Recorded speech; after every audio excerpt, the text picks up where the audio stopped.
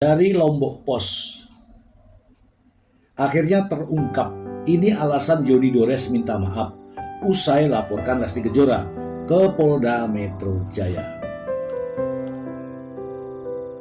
Lombok Pos, kisruh Joni Dores melaporkan Lesti Kejora ke polisi sepertinya akan berakhir. Soalnya Deoli Payumara selaku pengacara Joni Dores angkat suara terkait asal-usul melaporkan Lesti Kejora ke Polda Metro Jaya itu. Soalnya kasus tersebut sempat memanas dan menimbulkan pro kontra di kalangan para musisi di tanah air. Sebagian para musisi mendukung langkah Lesti Kejora dan sebagian lagi mendukung Joni Dores yang menuding istri Rizky Bilar itu telah melanggar hak cipta. Sampai-sampai pihak Joni Dores pun menuntut penyanyi dangdut jebolan ajang pencari bakat itu dengan nominal yang fantastis. Di tengah kasus tersebut sedang hangat-hangatnya, Joni Dores melalui pengacaranya malah meminta maaf kepada Lesti.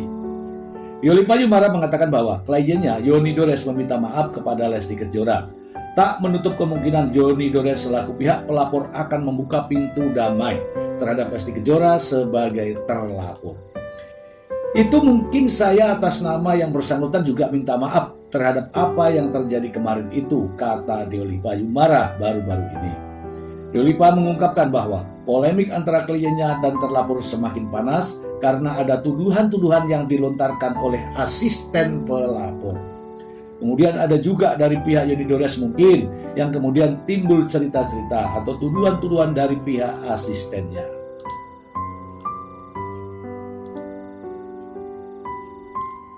Lanjut lagi ya. Deoli Pa pun tak memungkiri bahwa permasalahan itu muncul dari kesalahpahaman. Jadi memang itu mungkin kesalahpahaman yang kemudian timbul kepanikan atau kemudian timbul masalahnya di hujatan atau apa ya. Deoli Pa pun membuka ruang kepada pihak terlapor untuk bertemu dan membahas masalah ini.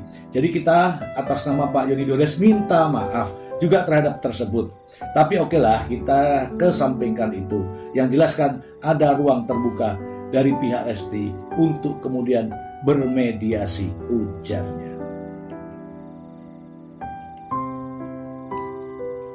Oke teman-teman, jadi saya tidak tahu ya. Ini kalau saya melihat ada pelapor. Pelapornya Joni Dores kan. Tapi pada saat itu katanya Joni Dores itu tidak melaporkan. Yang melaporkan justru asistennya. Saya belum mau mengulik masalah ini ya. Sebenarnya siapa yang dirugikan itulah orang yang melaporkan. Tidak bisa diwakilkan.